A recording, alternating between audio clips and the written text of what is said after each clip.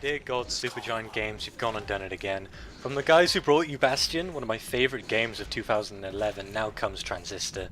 I've been waiting for Transistor for quite a while now, and ever since we first got a good look at the game back in 2013 and got to see some of the combat and the world, I instantly knew that I wanted to pick the game up and try it for myself. So Supergiant Games is quickly becoming one of my favourite developers, because they've made 2 games, and both have been outstanding in terms of quality. Transistor is incredible, and I'm going to tell you why. So what you'll be doing most of the game, besides taking in the breathtakingly beautiful world, is the combat. The combat is fantastic. The reason for this is because there's a lot of complexity and diversity to it that you wouldn't initially expect. Over the course of the game, through leveling up and by finding them, you'll unlock junctions. Junctions can be used in 3 separate ways. You can use them as abilities, you can use them to upgrade said abilities, or you can use them to add a bonus passive to yourself. This leads to different people using different abilities differently. I, for instance, played for the game using a build which revolved around me placing bombs and setting off a chain reaction, but someone could instead choose to focus on a single ability, upgrade it so that it's powerful enough to get most of the work done, and then use passives to fill in for the rest. The combat is compelling, especially if you bundle that with the way the game handles the health system.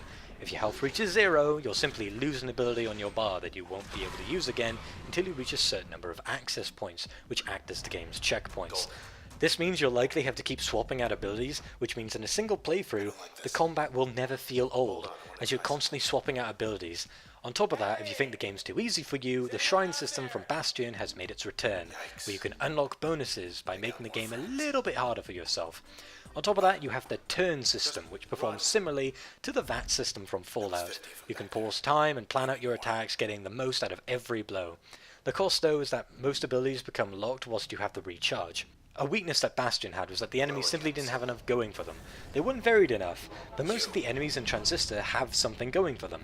The snapshots will take pictures that will briefly obscure your vision, and the weed mobs who are stationary either create damaging fields preventing you from passing, or will heal their allies. All mobs seem to have some kind of special ability, which only helps change up the combat from fight to fight. The world is what drew me into Transistor, but the flexible and fair dynamic combat is what made me stay. But the world itself is tremendous. Supergiant Games completely understands what it means to design a world and how to immerse their players in it. Bastion did this wonderfully with the help of its narrator, and Transistor carries on the tradition with its own. But the narrator is only one component making up the world. The art style and the music and the general atmosphere that the game has, everything is just so spot on, damn near perfect. I'm not going to ruin any of the story for you, but just know that it's strongly supported by the entire world around it. The music and the backgrounds and the levels truly immerse you into the game world. On top of that, every music track in the game can be accompanied by Red, the player character. There's a bindable key that allows her to hum along with any song in the game. A completely unnecessary feature, but one that took a lot of effort, and it shouldn't go underappreciated. So, do I even have any problems with the game? Very few, admittedly. The junction system could use a little more explaining, as it took me a while before I found out that I could have passive abilities, but that's a small complaint at best. The main reason people may be turned away from the game is because of how short it is.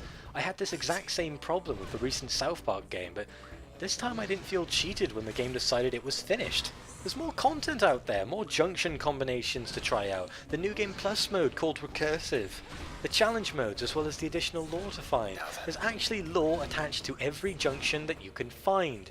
It's never thrown in your face, but it's there for you to discover if you want to. And I think that's actually better than if you simply told me about them. It means I have to go through the effort to find out who these people are and what they did in the world, which means it's worth more to me. The game may be short, I mean I beat it in just shy of 4 hours, but what there is outstanding. This is another one of those games that is all about the short experience. It was never designed to be played for dozens and dozens of hours like most games these days, but instead to be simply enjoyed. And I damn enjoyed it. I'm going to strongly recommend you pick this one up. I want this game to succeed so that Supergiant Games can make something even better in the future. This game is available on PC and the PlayStation 4. The game's Steam page will be in the video description below. This was Bates, thank you for your time, and I'll see you next time. Trace. Hello again, Sybil. Your Camerata friends. I want you to tell us where they are. Do you understand?